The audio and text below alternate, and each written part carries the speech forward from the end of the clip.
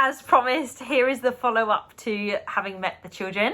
It's now the day after I actually recorded the last video. I'll spread it out a little bit to cause some excitement for coming back to hear about it, but this is what I wore. I had bought a new top. This is my kind of vibe anyway, but I knew the kids would love a kind of rainbow jumper too, and I'd spotted it a week or so ago and I was like, oh my God, it's perfect. And it'll give me a little bit of confidence boost in general. Who doesn't want to make themselves feel good about going to meet their boyfriend's new children, just in general? But it went well. Let's just put it that way. Like, they were obviously nervous when they were getting out of the car because it was unknown, but they were soon chatting away, telling me all different things about themselves, about their week, last weekend, what they've been up to. They were quite happy, cracking on. We went for a Toby Carvery, we went for breakfast, and we each had our breakfast, sat around a table. That was the initial thing that we did, was sort out food, drinks, and getting sorted. They had spotted, it's so funny because I'm not around children particularly of that age, but like we'd gone up to the bar to get sorted with ordering and making sure that we had plates and a table, and then I was like, the kids had gravitated away. A 3.5-year-old and a 7-year-old had gravitated away, and they were staring at the like the gambling game machine, you know, that's got like Deal or No Deal and the, I can't think it's called fruit machine type games on it. And it was just so funny the way that they were just gravitated towards the digital screen. That is just, it's typical of children, but I just I'm not so aware of that. So yeah, we sat down and then we went to get the food, which I helped with in terms of my boyfriend plated up for them whilst I plated up for the two of us. And then we went and got drinks. That worked. And then after that, we went to soft play in the garden centre next door. So they were able to play, and they were actually in there for so much longer than I anticipated they would be. It was not a big soft play area. When we got there, my boyfriend was like, it's not that big. And I was like, okay, let's see how long this lasts. They're going to be there for 20 minutes. We were probably there for a good 45 minutes to an hour, I think. They were happily playing and getting on. There was enough stuff, it seemed like, that even though it was small, there was plenty within it and that you could give yourself the challenge of. And they came back and forth a couple of times to get drinks, came back, sat down. And then once they got tired and a bit bored of that, we had a quick look around the shop there. One of them got a net. One of them got a little windmill thing, which was rather entertaining for 79p. What an entertaining little toy. I know it won't last forever. Hey, you can put that in the drawer and bring that back out later. But it went well. They were comfortable. They were super cute. They bought me a couple of little daffodils with them, which was super cute. They're just over there on the windowsill. And yeah, they were chatty, friendly. They just, especially so the 3.5-year-old, because they're 3.5, but they're both very open and just told me stuff and were positive in their interactions. It was lovely. From my perspective of like how it was, I just went into my normal mode of dealing with children, and I don't have that much experience. Okay, so I'm a teacher, and you might go, oh, yeah, maybe I have some advantages. And of course I do. I'm used to listening to what I would call more young adults, right? And don't get me wrong, these two children are able to communicate effectively. The 3.5-year-old is very different to the 7-year-old, who's very different really to a 13-year-old, for example, though, you know, not a million miles off from some 13-year-olds. At the same time, I have no experience with children in the element of, my brother was 3 years younger than me, and we were then the youngest pretty much in the family, apart from a cousin that I had who was a few years younger.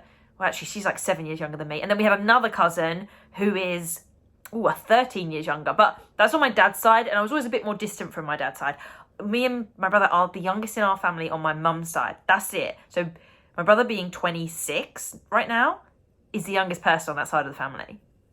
So I was not around babies, toddlers, young children. I have not seen them being raised, and I don't really know how to interact with them. I'm just going on instinct of having interacted with any young people, small children, that I have done in my time, which I'm struggling to think of who that might be, but I don't know. There would have been occasions, like a couple of my friends have had kids now, but they're littler than that even.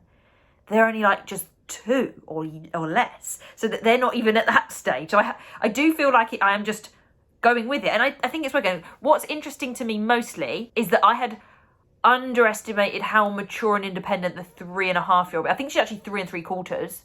Birthdays in July, yeah, about the same. So actually, when I got together with my boyfriend, it was August time and she had only just turned 3. So she was a 3-year-old.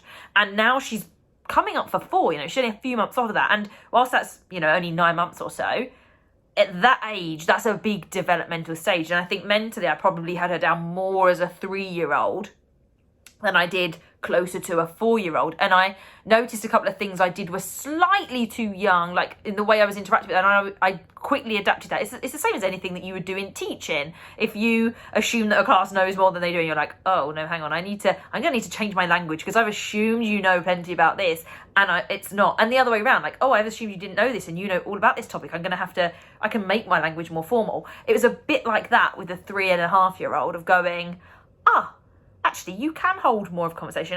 It is there. So I can actually give you sentences and you understand what I mean. And that's just me for the first time ever meeting these children and being around this age of child, learning and adapting. And it was fine. And it was interesting. The 3-year-old had leaned over and wanted their drink, or had indicated they wanted their drink. And I was closest. So I was like, do I give this to her? Like, it's in a glass. I knew, like, I'd known when I was filling the glasses up, because it was one of those refillables at Toby Carvery. I had known, for example, this is my Coca-Cola right now. We do not fill glasses for 7 or 4-year-olds up to there. I knew that one. I'd called it to about there. I'd done that well. When I passed the glass over, I said to my boyfriend, I was like, is this okay? He was like, just be ready to take it when she's done. I was like, oh, okay. So, and it's okay to ask those questions. I do not have a point of reference. So I could have handed it to her from now suddenly in this mode of like allowing her to do everything, handed it over and just left. But I asked for what the protocol was. I could have also sat there and held it, and she doesn't need that. But I don't know that. So it is these little things, learning how to help them. So when after soft play, I helped her get her shoes back on. I could have left Dad to do it. I'm capable of helping children put shoes on. I've definitely done that at activity camps before. You know, little things like when they put their coats on is make sure the arms are out and ready to go, and then helping them slip it on in ways like that. And just having that general awareness, which as a teacher, I think that is the bit that I probably do have as a secondhand nature of just, you don't assume necessarily. You have to make some assumptions to have a reference point. But you go, how is this child going to experience this? What are the things that they're going to come up against? There was a bit when we were doing the breakfast and I thought the 7-year-old would be able to like pick more of the stuff up for themselves, and they could, but it was just purely like height and distance, and it was a bit tricky for some things. These are all little practical things. Overall, it was all just fine. And we did do the connection part that I mentioned beforehand and the connection part at the end, so that was nice to feel reassured. And then we just went on. There was no pressure on anyone. As I said in the previous video, we would not have any holding hands or anything like that in front of them. But when they were in soft play and they were busy, like, we would sit and we were holding hands. And then when they came back, like, we removed that situation because we're not going to make the children feel uncomfortable. And the same goes for like interacting with the kids. Like, to me, there's a big void at this point, and there should be, in I would not expect either of them to hold my hand for anything. We walked from the car park to the play area, and I wouldn't, that's not a thing. If one of them spontaneously grabbed my hand, then by all means, I'm not going to tell them no, but it's not something I'm going to prompt or make happen in that process, because they're just getting used to a new person being around. And I have experienced that with friends' children, and I'm never fussed by it. I would never therefore apply anything different in this scenario. So that's not a thing. And it just seemed to work. They were friendly. We were all friendly to one another. That nervousness was excitement as much as anything, and I'm super excited anyway, in general.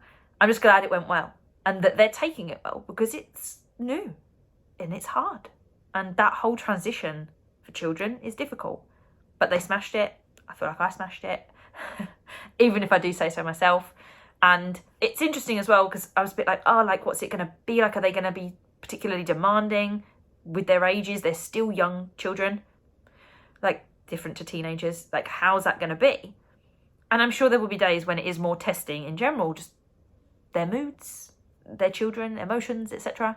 There will be difficult. I'm just glad that the first day has gone well, and that paves the way and sets the foundation for hopefully what's to come in the future. Eee.